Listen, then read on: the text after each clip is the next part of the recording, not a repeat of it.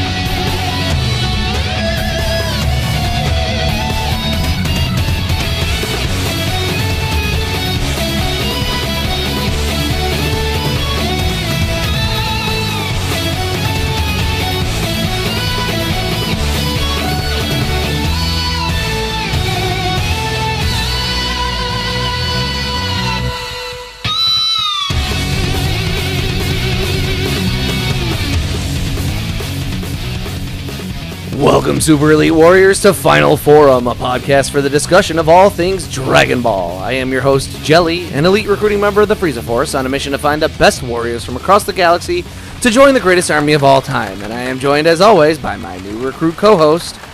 This is the Bekinney. I can't believe you left me alone with this guy. You didn't want to come out for the bullet ant hunt, so you have to tend base camp and prep for when I bring one back. Yeah, but couldn't you have taken this guy? What's wrong with Bekinney? Well, he hasn't said a single word to me the entire time. You only think his name is Bekinney because that's all he said, and he's only said it to you. He seems to like you. He just stares at me and breathes heavily.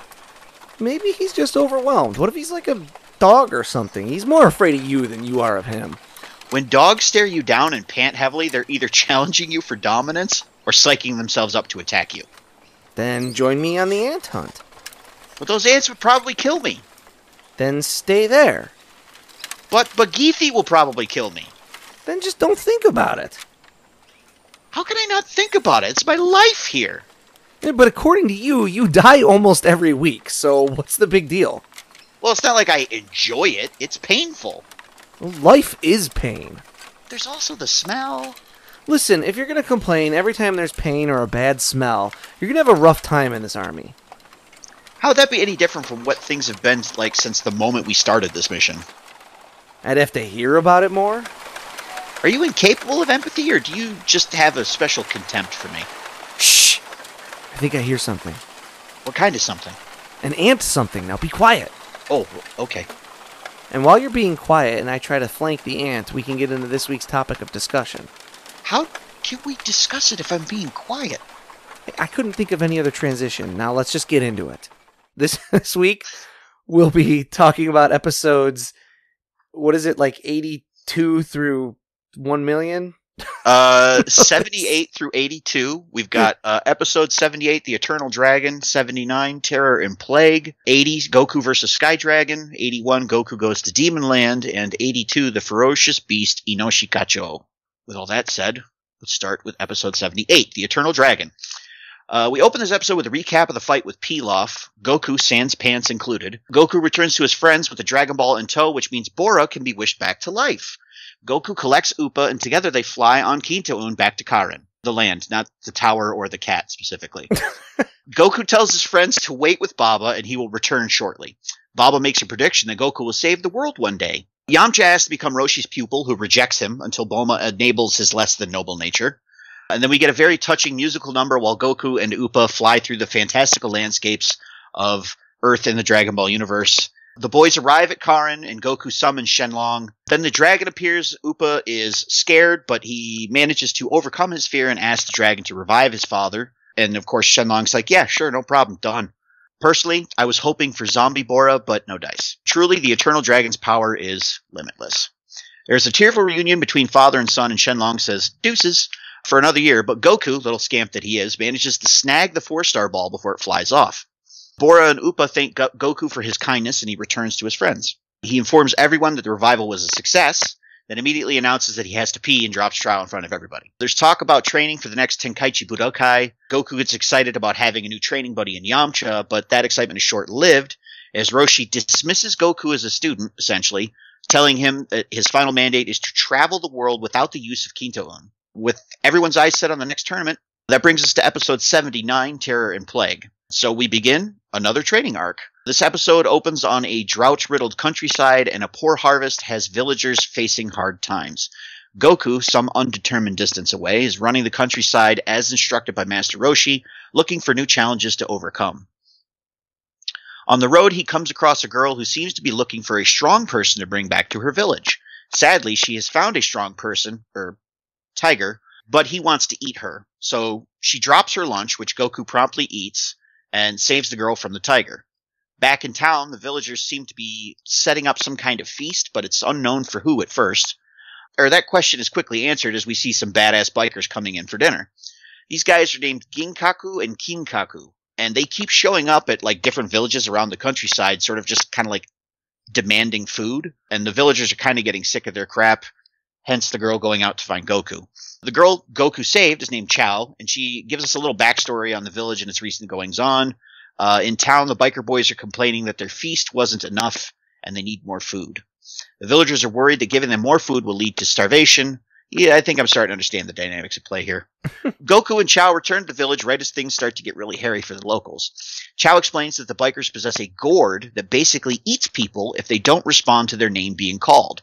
And once you're in, you can't escape. To highlight how terrible these guys are, they start asking about the name of a newborn baby so that the baby can't respond and will get sucked into the gourd, and then it gets like dissolved into sake that they can then drink.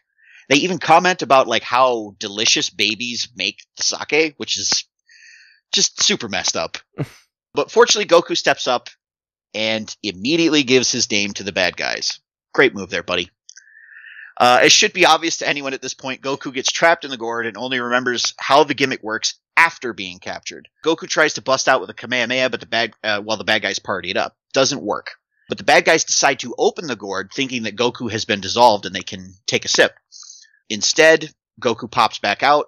There's like this call and response gag once Goku like steals the gourd from them, where he uses their names numerous times in quick succession, and they have to try and remember how many times he called them so they can address each time individually. And then they, of course, inevitably mess it up and get sucked into the gourd. But instead of leaving them there, the villagers decide to release them and use them as slave labor. So everything's just peachy at the end of this episode, I guess. Moving on to episode 80, Goku versus Sky Dragon. This one's a pretty dense storyline, so I'm just going to try and hit the high points as best I can here. Goku's basically running around in the woods training. He hears the cry of an old woman and helps save her laundry from floating downriver. In return for the favor, she provides Goku with info on strong guys in the area. She points him towards somebody named Chin Taiken, who lives in the town nearby. Goku finds the town without issue and almost immediately finds himself in trouble. A lot of things happen very quickly here when Goku gets to town, and the identities aren't revealed until after those events, so I'm going to just go ahead and reveal the identities because it's not a surprise. It just kind of makes it easier to understand now that I have to sort of retell these events. So there's a standoff in the town square between a father and son duo and 3 monks. Goku is basically in the middle of a feud between 2 families, the Taikens and the Longs. The standoff in town is broken up amicably by someone named Hyoga Tenlong, who's like the older brother of one of the monks who started the trouble in the first place. But in reality, he's just preventing a fight so that he has an opportunity to kill the father, who it turns out is Chin Taiken, tomorrow at something called the Imperial Match. So what's the deal with the Imperial Match? It's a martial arts match in front of the king and queen of this little kingdom, and the winner is promoted to martial arts instructor to the king. So now we understand the stakes, and we kind of understand why Hyoga wants to kill Chin. After the standoff, Goku learns the strong guy in the square is Chin Taiken, the guy that he's been looking for, and he immediately challenges him to a fight. The fight begins in earnest, but it ends pretty quickly as Taiken seems to have some sort of illness. I guess it could be anything from, I don't know, a cold to COVID to tuberculosis, I guess. As he recuperates in bed, he and Goku talk shop, comparing some of their techniques. And this is also the part of the episode where all of the context that I've already sort of filled in gets filled in. Goku offers to go to like a medicine shop and pick up some medicine, but the Chins ask him, like, you know, hey, make sure you don't cause any trouble with the Longs while you're out in town. So of course, He runs into them on the way home. They decide they want to start trouble. Goku kind of does his best to fight without actually fighting. He shows off his speed against Shao, who he inevitably tricks into tripping himself off of a bridge. But then when he's face to face with Hyoga, he wipes the floor with him pretty quickly. Despite getting his butt kicked, he manages to make it back safely to the Chin residence with the medicine. The other thing, if we kind of roll back a little bit here, so Taiken has a son named Shoken, and throughout all this episode we get little one-liners and stuff from Shoken to sort of get an idea of what his character is. Basically, he's full of pride and an inflated sense of his own ability. The following morning after Goku delivers the medicine, Taiken is considering dropping out of the Imperial match due to his health, and Shoken offers to fight in his father's place, to which his father just flat out rejects. No, that's not going to happen. So then Goku volunteers to fight in Taiken's place, citing his need to face off against Hyoga because he's a strong guy, and Taiken finds these terms acceptable. Shoken's pretty unhappy with sort of being brushed off by his father, and decides to, when he makes breakfast for everybody, drug Goku's miso soup with a drug that we are not told of what it is for specifically at that time, but he drugs Goku's food in the hopes that Goku will be incapacitated and not able to fight, and he can step in for him. So our heroes head off to the castle for the match, and Shoken seems a little too curious about Goku's bathroom habits, which kind of hints at what kind of medicine he put in there. Our fighters are then introduced for the match. Everyone learns at this point of the substitution of Taiken for Goku. Hyoga accuses Taiken of cowardice, but fortunately, we have a judge standing right there to explain the rules and how this is a legal substitution. So Hyoga vows to kill Goku. We touch gloves. Let's get it on. The match has an explosive start when suddenly Goku asks for a bathroom break, but no break is given. What follows is the most painful kicks to the stomach I can imagine. Goku finishes the match with a Gensei Ken, which is Chin Taiken's signature move, if you will, and everyone else looks like they're about to drop a brick as well. Goku finds a bathroom, the feud is put to bed, Goku is gifted food, and he continues on his journey looking for strong opponents. End of episode 80. Moving on to episode 81, this is Goku Goes to Demon Land. The opening scene on this one's a bit darker and what we're used to with this show. We get a scene of a young girl being haunted and then kidnapped by some kind of poltergeist. Fortunately for said girl, Goku is currently dragging a log while walking on his hands nearby. Some old crone is also using the same road and strikes up a conversation with Goku, and he learns about the haunted castle, its village full of demon people, and the princess who was kidnapped last night. After a quick snack, Goku decides to face the village head on. In a classic miscommunication, the residents of the village think he's a demon. Once that's cleared up, Goku is treated to a royal feast in hopes that he will save the missing princess. This would require passing through the Demon Gate, which is extremely dangerous. But the kid says he wants to fight strong guys, so sure, why not? Let him do it. Put the kid on the front line.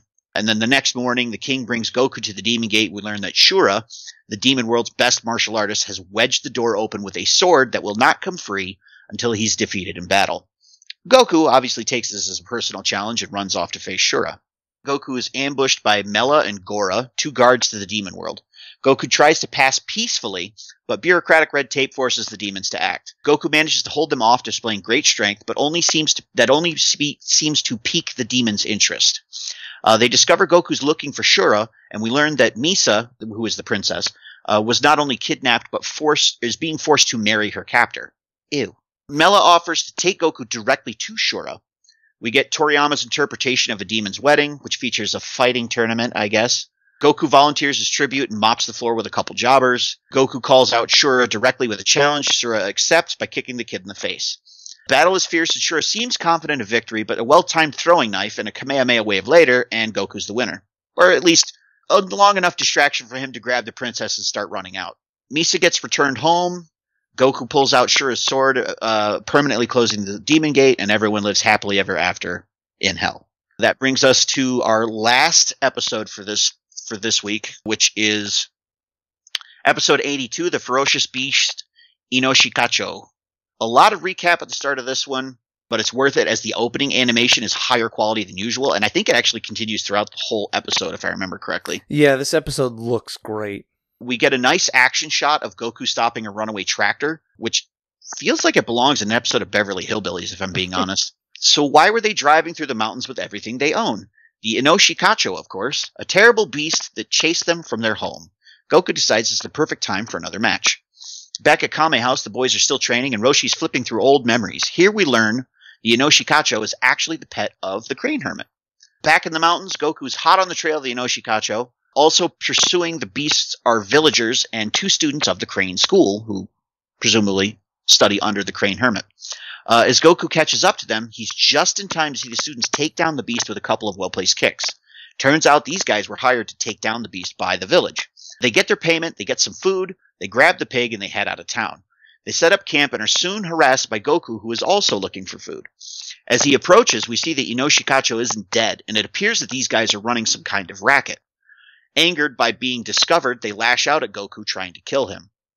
When they don't immediately succeed, they want to know more about him. But ultimately, the fight ends with Goku pinned under a tree and being left for dead. Goku's been rescued by a girl named Tanmen, who confirms that the Crane students are tricking villagers out of their money to deal with the InoShikaCho. Goku tracks them down and blows up their spot by tickling the pig. The town realizes they've been duped and the jig is up.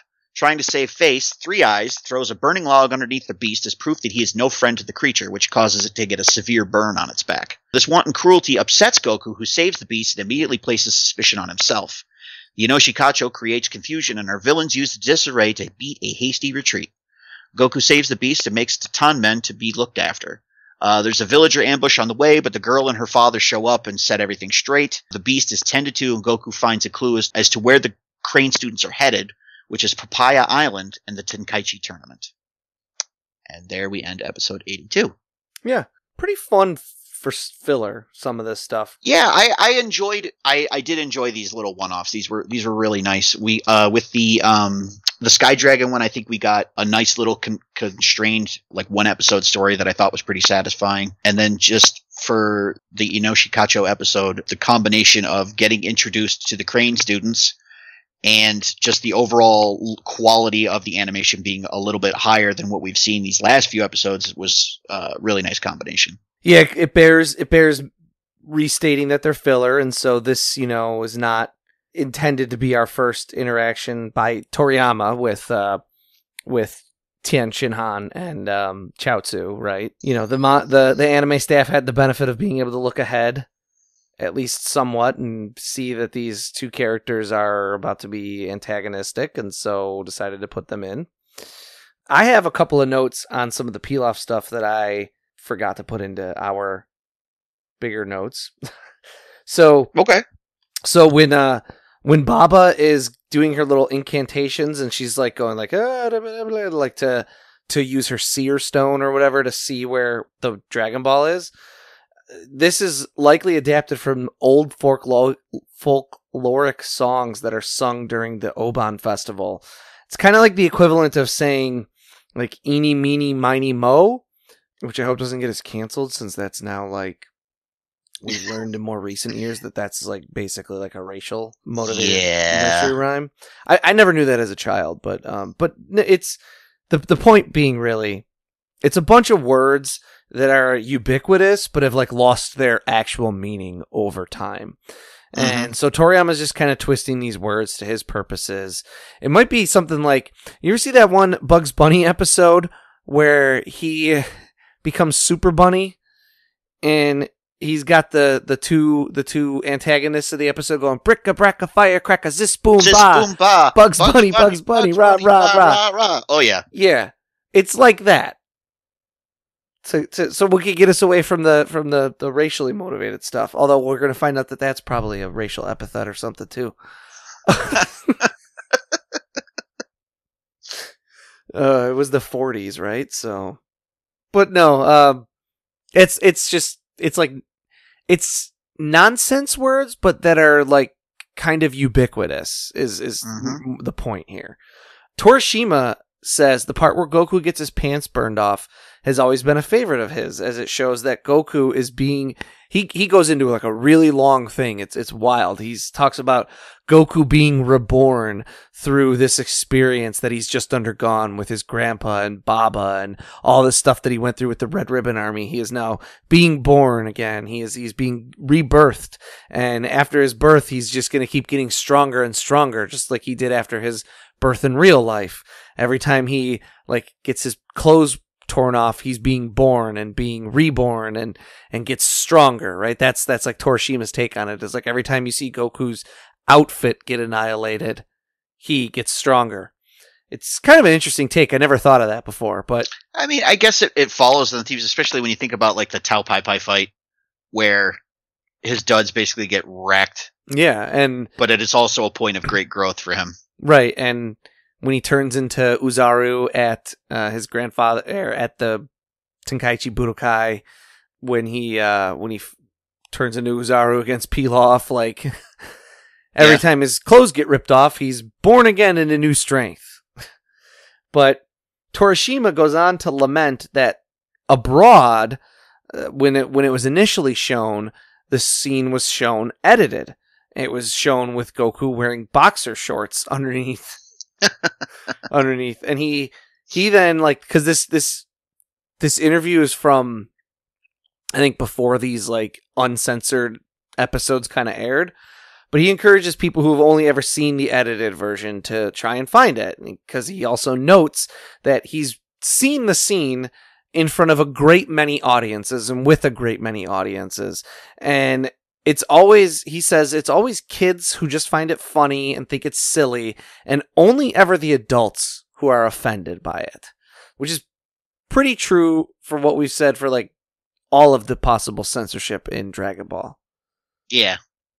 Basically. Or at least most of. And then the last little note I have is that the Pilaf machine merging into one is from either Power Rangers or Voltron. It's kind of like a pick your poison type of thing. I mean, it fits in with both of them pretty well. Yeah. So getting into the episodes themselves, Terror and Plague. In Japanese, Terror is Kinkaku and Plague is Jinkaku. And in Journey to the West, Sun Wukong fights two demons named Kinkaku and Jinkaku, who captured Tanzanzang, or Xuanzang, in a crimson gourd, which was designed to dissolve him in order to drink his essence and grant them immortality. Oh. See? I was not expecting this. Interestingly, the English dub plays even more on that idea by stating that the gourd allows the bandits to absorb a man's strength. However, in the original Japanese, it's simply sake that they're drinking. It was changed in the dub to avoid referencing alcohol. Oh, well, that's an interesting use of censorship. Going the opposite way and making the story better. Right. It's wild that they just changed it to not be referencing sake, and then meanwhile, they happen to accidentally make it more like the thing that it was originally borrowing from. Kinkaku also wielded the 7-star sword. 7-star, pretty sure that's just a wild coincidence, but the sword in Journey to the West is said to be as powerful as Sun Wukong's staff. And when Goku and Kinkaku are fighting in this, the staff does not break the sword like it usually does when Goku fights people with swords. That is true. Sun Wukong and Zhu Baji managed to steal these weapons away from Kinkaku and Jinkaku and trap them in the gourd to be dissolved. So you can see how we're like twisting that a little bit to not make it quite as dark. Just a little. But so while that's sort of some of the cultural inspiration here, the structure of this episode has reminded me a lot of Seven Samurai, Magnificent Seven, or if you have not seen either one of those classics, A Bug's Life. Ooh, good pull. Or Season 1, Episode 4 of The Mandalorian, where the bandits are terrorizing the small village and they get in the ATST. In all 4 of these things, there's bandits that are terrorizing a small village and like taking more than the little people can afford to give out. And so they reach out to a strong warrior, or in those stories, like a group of warriors, for help in repelling the evildoers. Seven Samurai is the earliest example of a movie I can think of with this story. And it was based on research Kurosawa had done about samurai while wanting to make a film about a day in the life of a samurai. He stumbled across stories of samurai protecting farmers and became inspired and infatuated with the idea. I love that movie. That is a great movie. It's a classic. And I feel this is one of those things where I feel like people should watch it. One, yes, because it's a good movie, but also so you can be pretentious at parties afterwards and be like, "Oh yes, I've seen Seven Samurai." But you can also see just how many movies you like are basically Seven Samurai. Yep. Like, because there's also like, isn't the Three Amigos basically like a sort of like parody version of this? Yeah, it's a parody version of it, essentially. Yeah. And that's like, there's so many movies and stories that are guy getting picked on, reaches out to group of. I'm glad you picked A Bug's Life because that's my favorite one to reference. When people are like, you know, what's a weird like movie that was inspired by another movie, and I'm like, A Bug's Life, inspired by Seven Samurai. Yeah, it is. It is very much so. It is a great movie. The one issue is it's like 3.5 hours long. Worth it. But yeah, it's worth it. Now in the Japanese version, the path of trees that Goku flies down that leads to the village is called the Road of Dreams. In researching, I just tried to research if this had any significance to Japanese culture, but it was difficult as Road of Dreams is the title of an Agatha Christie book. So every time I was difficult. I was looking into it, it was like, would you like to read the Japanese version of Agatha Christie's Road of Dreams? And I was like, no. But there is some cultural heritage and history with something called the Bridge of Dreams, which is actually the title of a chapter in the Tale of Genji, which is considered by some to be the world's first novel, and it's certainly Japan's earliest novel, and is also used throughout Japanese poetry, this Bridge of Dreams, the concept of a Bridge of Dreams, as a metaphor for the fleeting nature and mortality of human life. Yeah, for this episode specifically, I'll take any episode that's self-contained. This is an episode of Dragon Ball that you could go back and just watch and have like a nice bite-sized little chunk of Dragon Ball fun that's self-contained, and then also is like, this is Dragon Ball doing Seven Samurai. Yeah. Oh, that's a solid comparison there. I like that. If this were the, remember in the 90s when they would release like 3 or 4 episodes on VHS and call it like a mini little story arc? Mm-hmm. I would I'd put like this episode just on a VHS and be like, this is Dragon Ball. This is a Dragon Ball. Yeah, this is like one that you can watch just kind of by itself and then also over and over. Agreed. Our next episode is Goku vs. Sky Dragon. Sky Dragon makes a brief cameo in BoJack Unbound, but only in the English dub. Japanese version has a different character entirely. Perhaps whomever was in charge of the English version was a big fan of this episode, I guess. That'd be awesome. That would be a nice little Easter egg. A character that looks similar also appears in a filler bit from the Android Saga in DBZ. Yeah, they're in like the shoot. They're called like the something motorcycle gang that I think Cell beats the crap out of. Okay. In some series synergy, the voice actor of Sky Dragon in both the Japanese language and Funimation dub also voiced Ice Shenron, the dragon of the 3-star Dragon Ball from the Black Star Dragon Ball saga of GT. Sky Dragon is dressed similar to the Bear Bandit from the earlier chapters of Dragon Ball, as well as the Tiger Bandit from the episode prior to this. Is there some world building intended here among the anime staff that a loosely connected roving gang of similar bandits or something? Or is it just borrowing already existing stuff for filler characters? Shoken, who's, as I said, was the son in this episode, is based on Tongpu and Tantan from Tongpu's Adventure and Dragon Boy. Yeah, he looks remarkably like them if you've ever looked up. He almost looks like a beta version of Goku, if I'm being honest. Yeah, and that's what Tongpu and Tongton were, right? They were sort of those not recycled, but those one-offs. I forget what those are called every time.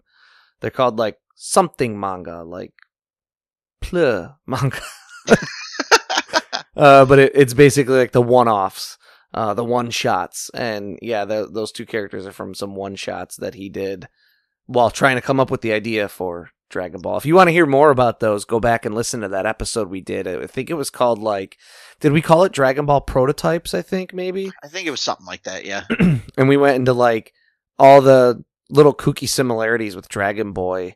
How there's Dragon Balls in it, but little useless dragons pop out of them. Fantastic. This episode, I couldn't find any specific, oh, this is based off of this, but no, but it smacks of those 70s kung fu flicks that we know that Toriyama's a fan of. Other. Yeah, exactly. Yes. The one that springs to mind, even though it's way sillier than this, because this is actually a very serious episode, but Enter the Fist with the Crane School and the. I don't mean Enter the Fist like that movie. I mean the one that it's based off. It's like Tiger versus Crane Schools or something like that. Yeah, I know what you're yeah. But yeah, it definitely smacks of that era of kung fu cinema. It's funny because I didn't even think of that. I can't remember the name of that movie that it takes a lot of its, because it takes from 3 movies, doesn't it? I think it does. Yeah. What a great. It's called Tiger and Crane Fists. Yeah, that's it. But yeah, I didn't think of that one. I thought of, just because I was kind of thinking down these lines, ultimately, is Fist of Fury. With Bruce Lee.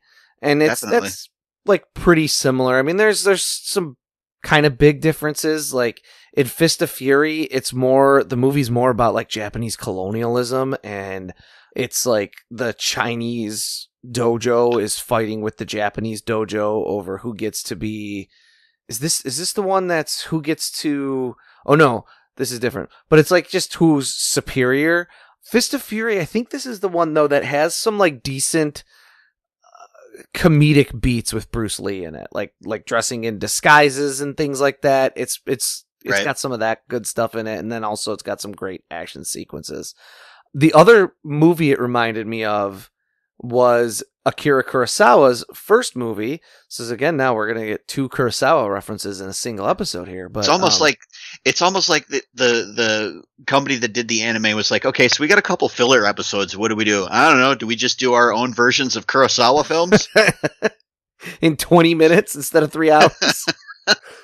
But just a little bit, it reminded me of his first movie, Shanshiro Sugata, which is about a talented young man who wants to become a jiu-jitsu master, and he studies at a martial artist school, and he eventually becomes a very talented jiu-jitsu fighter, and then he fights in a match against another dojo at the end to see which of these dojos is going to train the local police officers in their fighting style.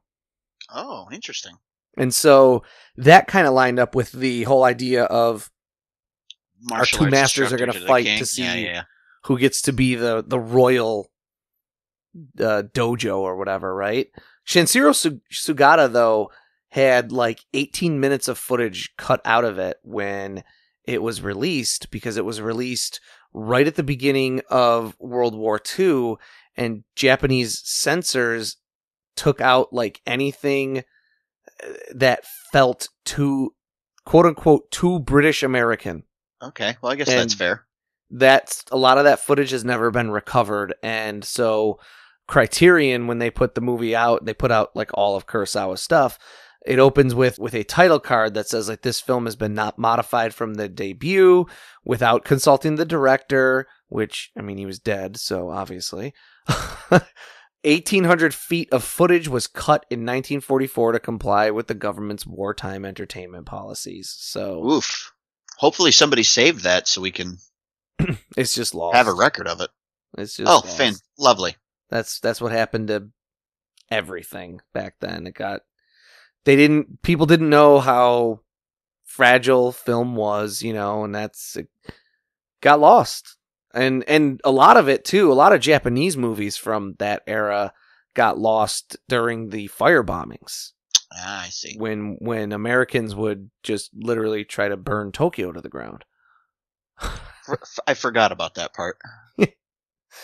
That's I'm reminded too then of whenever I start talking about that, of how Subaraya Productions, which created all the Ultraman shows, like wound up with, because that was the one bad thing about no digitization existing, because I'm a big proponent of like film prints and stuff like that. I think it all looks really cool, and I lament that movie theaters don't show film prints anymore.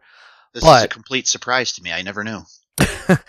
But Subaraya got so loaded up with, canister after canister of film that they were storing like original negatives for original opening sequences to shows and like things that they didn't use. They were like storing it in their bathrooms.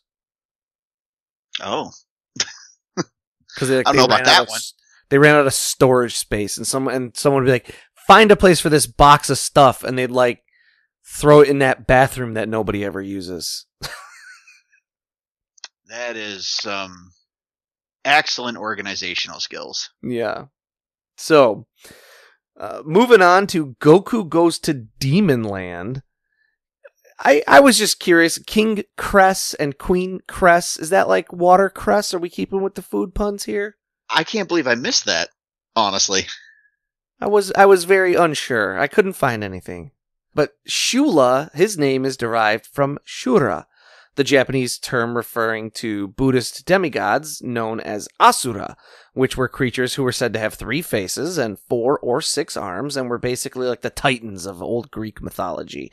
They're wrathful, prideful, envious creatures who are antagonistic and always trying to attain more, never really satisfied with when they get more. They're very greedy in that way. Their realm is one of the realms in which a person can be reincarnated if he or she experiences the benefits of good karma during their life while participating in activities that induce or should lead to bad karma. So then Shula, his appearance is similar to the god Shiva, and the trident that's on his forehead really bears that home, as the trident is the weapon of Shiva. We'll probably talk more about Shiva, I think, like years and years from now, maybe, when we get to Beerus, as Shiva is the destroyer, right? But also has this contrary nature in that he's a benefactor as well. Sounds a lot like Lord Beerus. For another movie to add to our ever-increasing pile of references that we can maybe, perhaps, possibly one day, eventually, maybe, kind of review... Shula's design is taken almost directly from the 1983 Hong Kong wuxia film Zoo Warriors from the Magic Mountain, specifically the Blood Devil in that movie. If you Google Zoo Warriors from the Magic Mountain and go to images, you'll see the design. It's like dead on. And then Melee looks pretty similar to the Ice Queen from that aforementioned film, and she is, I think, a Shinigami, or a Japanese god of death, which, if you're familiar with Death Note, you might be familiar with the concept of Shinigami. If not, watch the first 2 live-action Death Note movies directed by Shusuke Kaneko. They're awesome. Actually, yes, I'll agree with this.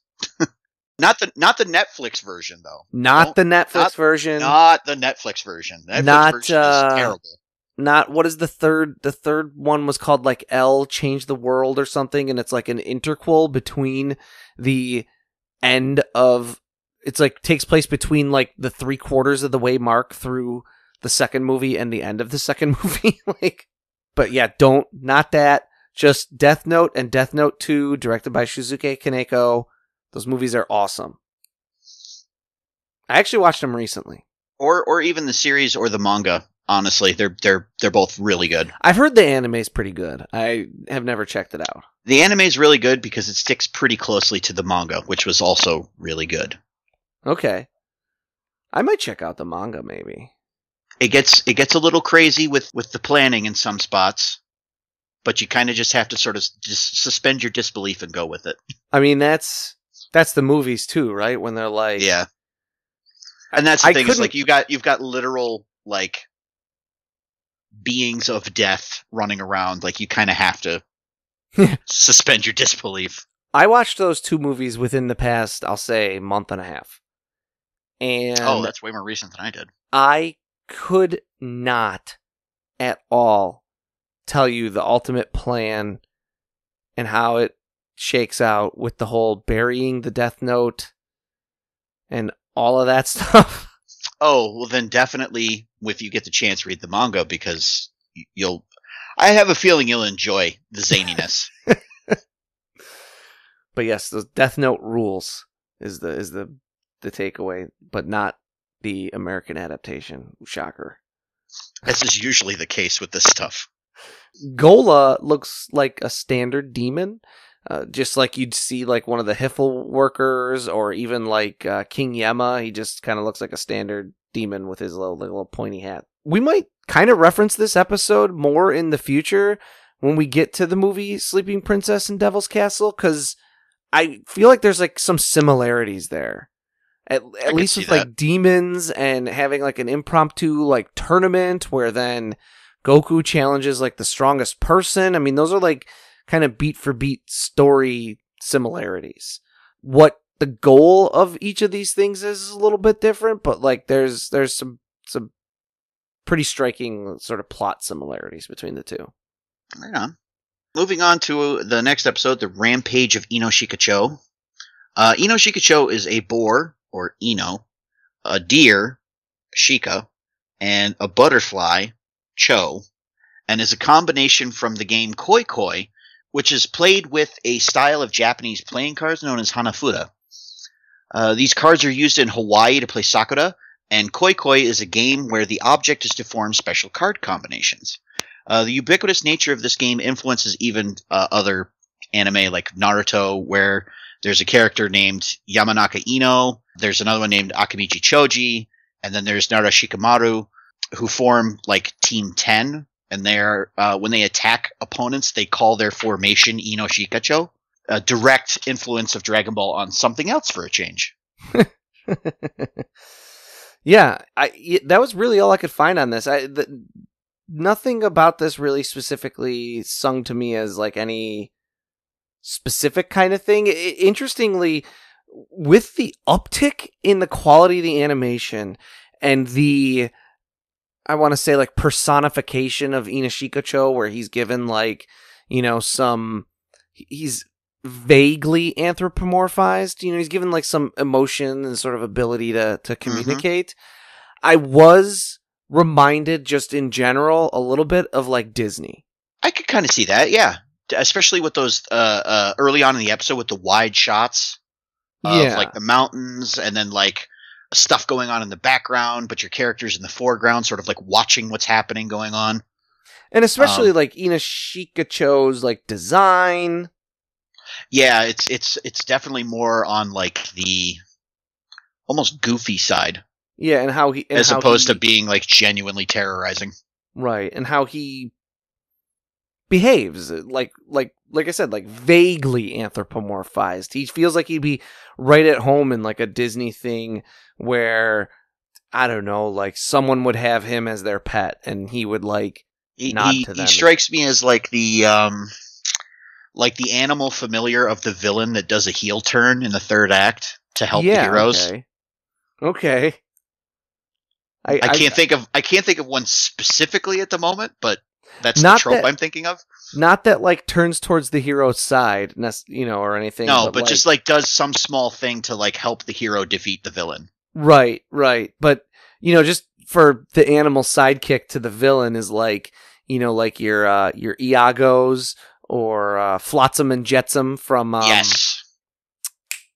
from Little Mermaid. Little Mermaid, or even the hyenas from Lion King. Okay, yeah, that's a little bit of a stretch, but I'll go with that one. Well, they ultimately like they're working with Scar, and then they turn on him. Yeah, but they're like they have more agency unto themselves. Yeah, I was going to say they're a little bit more sapient, I guess. Yeah, but no, yeah, that's a good comparison point. I didn't think of that. I like it. Yay! I do some things right on this show. But yeah, not intended to be Tien and Chaozu's introduction to us. This was just the anime staff kind of having some fun with it. I'll be very curious. Again, it's been so long since I have watched through Dragon Ball or Dragon Ball Z. I frankly. forgot how much of a bastard Tien is in the beginning. And I'm going to be super curious, too, to watch and see, do they reference this at all when Goku and Tien meet each other?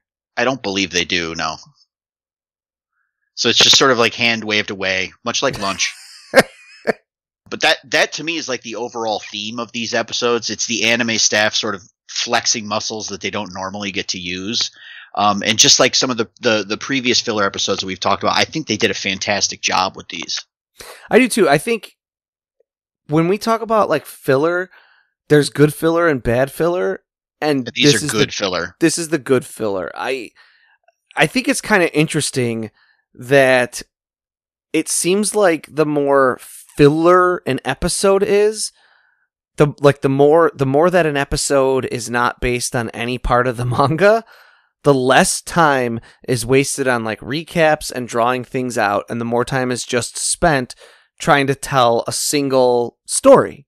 Jeez, I wonder why that is. And do it in 22 minutes. And when you're like, it's kind of funny because this happens more here and then in the early parts of Z, and then you get later and they do filler and it's entire arcs, and I think maybe those are not quite as good. But like when you get to just these little one-shot filler episodes, it's like, all right, guys, pitch me a story. And they end up probably pitching a story that would normally take them even 40 minutes to tell, and they're like, you've got 20. Yeah. Get the story down to the absolute bare minimum so that we know we can fit it in this episode. And so then it ends up being really fun. Yeah, and I mean, because you're picking up the pacing, like you said. There's no time wasted on recaps. Obviously the animation studio gets to maybe throw a little bit more of the budget into it. I wonder if that's because they're coming up with something just completely original. They have to. They can't rely on old animation they've done. And that was something I was going to bring up. Is when you look at the story in all of these filler episodes, the InoShikaCho episode's probably the thinnest on story. And so they probably decided, well, let's bump up the budget on the animation so it at least looks pretty. And yeah, these fully filler episodes are just, they're more enjoyable than when you feel the show go, oh no, hang on, pump the brakes a little bit and make these 2 panels into 3 episodes. Yeah, definitely. Because now you're not just having 2 characters stare each other down for the whole time. You're moving a plot forward. And we saw that even a little bit in the most recent Pilaf episode, where they talk about fighting for like 5 minutes before they actually fight. Yeah. And that becomes a trope that is almost abused to the point of non-belief later on in the series. So yeah, that does it for these episodes, and then as we do, we'll cap off all this Baba stuff with just a brief discussion of the manga. And frankly, I don't have much. Usually we talk about like all the differences and all the little things, and I really did not find very much this time. So just going through a few of the things I picked out. In chapter 97, Bulma has a line where she says, "We're so busy we'd even ask for help from a pig."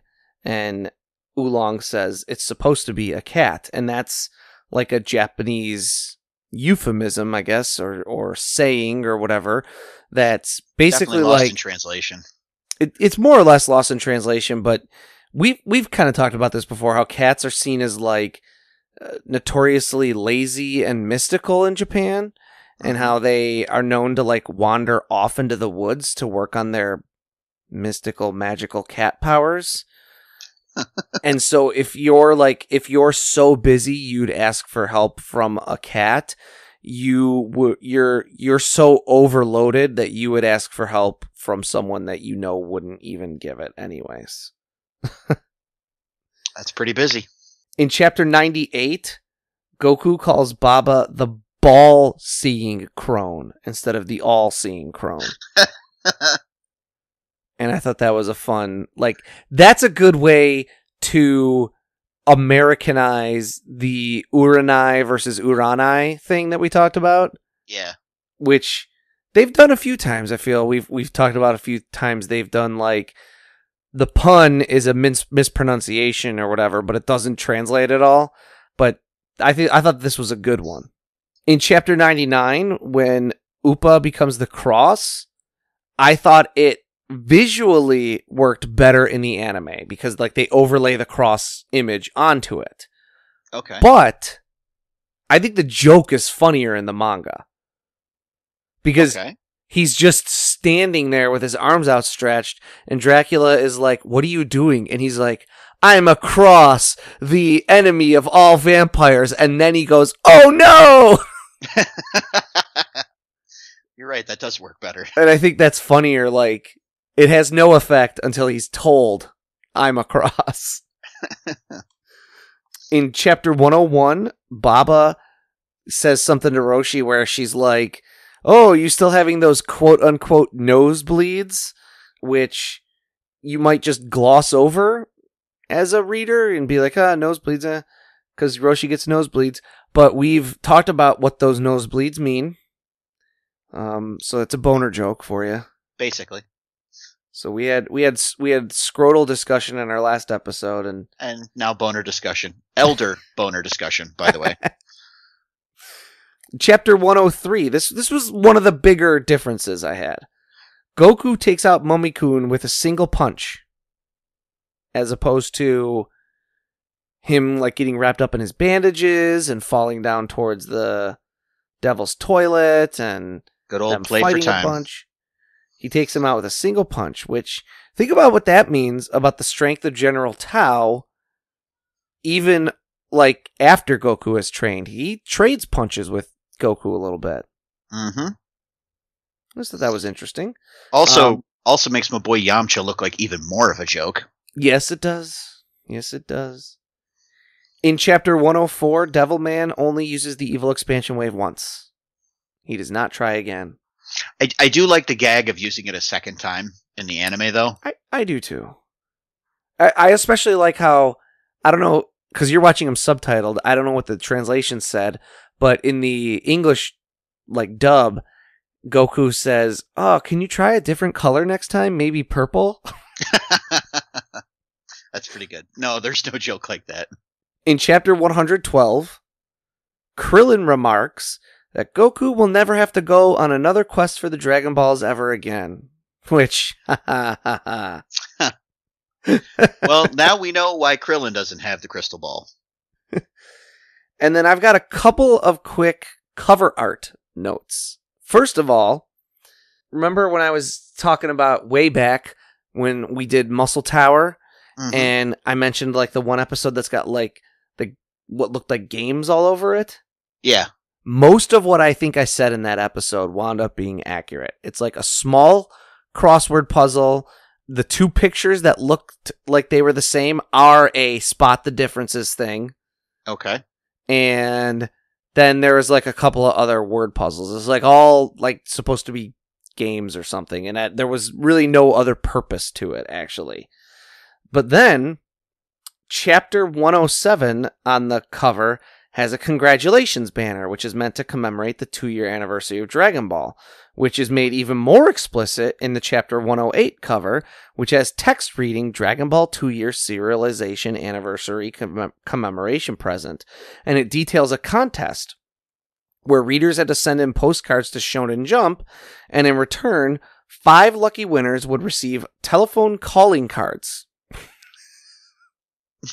What? Wait, like preloaded with minutes? Yeah. Oh, dang. Telephone calling cards autographed by Akira Toriyama. What a bizarre giveaway, right? That's even okay. in the era of calling cards being more common. If you were, like, that's still really weird. Giving away autographed calling cards. It's like, here's some long distance minutes. Call your grandmother. She misses you. Now, Toriyama autographs, though, are actually pretty rare, and none of these cards has ever surfaced. Interesting. Also interesting is that the actual 2-year anniversary of Dragon Ball is chapter 102. And there's never been any solid evidence brought forward to explain this delay. However, in some notes in the VizBig on volume 10, Toriyama talks a lot about how his son is growing up and getting older, and there's getting to be a little bit of friction because he's spreading himself really thin, doing one-shots for Shonen Jump and Dragon Ball and Dragon Quest, and feeling like he's not seeing his son as much as he would like, and he's trying to figure out how to strike that balance more. And so my theory, and based on all the evidence leading up to this, is that Toriyama missed a deadline. Probably. Told, hey, come and think up of a little contest that people can do for the 2-year anniversary, or do a cover that's like happy 2-year anniversary, and he was like, and didn't. and then he had like an old piece of cover art sitting around for chapters like 102, 103, 104, and just slapped it on there. And eventually Torishima or someone had to be like, dude, we need that 2-year anniversary thing like now, because we're a month and a half past it already. So I just had a quick thought about the phone card thing. Was it ever confirmed that phone cards were sent out? I don't know. So my thought there is that like they put the contest out there and just like never followed through on it.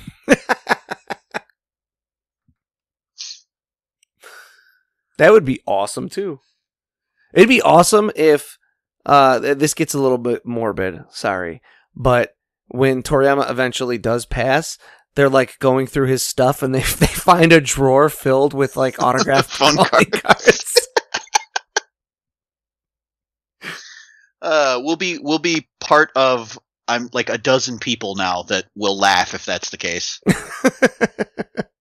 That's just so funny. Like calling cards for you Gen Zers out there were back in the day when phones, we talked about this when we talked about fax machines. Phones used to be connected to the walls. You didn't have one in your pocket. You got charged long distance if you called like out of your area code. And so calling cards were like a way for you to be able to make a phone call while you were traveling. That's what they were mostly used for, I feel, in the States at least. I'm going to visit friends who live out of state. I'm going to get some calling cards so that I can call home and check how things are going at home. Yeah, so you could be somewhere like at a relative's house and you could make calls, but they wouldn't be charged for them. Right. Because long distance calls were expensive. I can't believe we're explaining this right now. That's wild. Think about that. Think about it's within our memory, which we're not we're like grumpy old pieces of poo, but we're not like that old. It's within our memory that when you dialed a different area code in front of your phone number, you got charged a lot of additional money to make that call. Yeah. Yeah. Or remember calling collect? Yes. Do you remember We Otta Baby Eats a Boy? Yes. It's one of the greatest commercials of all time. This is Mike. We Otta Baby Eats a Boy. It's a boy. Who was that? Oh, it was Mike. They had a baby. It's a boy. But so that's all these filler episodes. It's good stuff, like for just entertainment purposes. These past like 10 episodes of the show have been good. Yeah. They've been really good.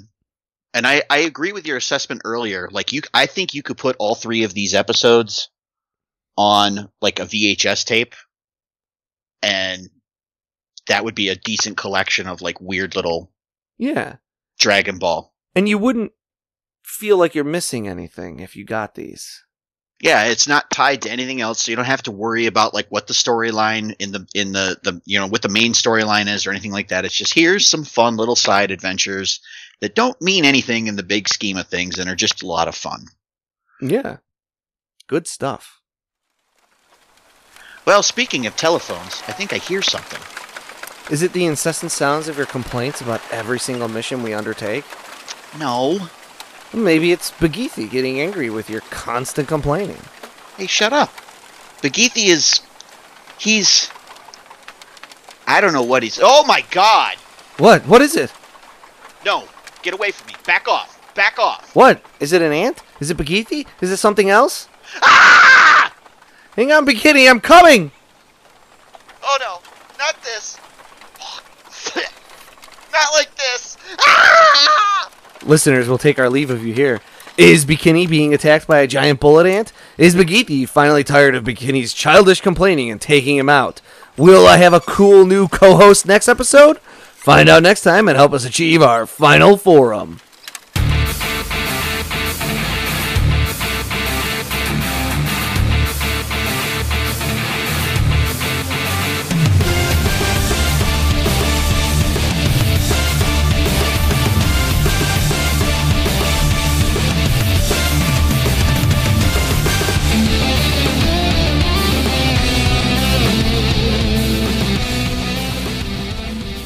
Final Form is written and produced by Tom Gwelly. It is performed by Dan Kinney and Tom Gwelly. Our webmaster is Dan Kinney. Our theme music is provided by YouTube content creator GVG Kid.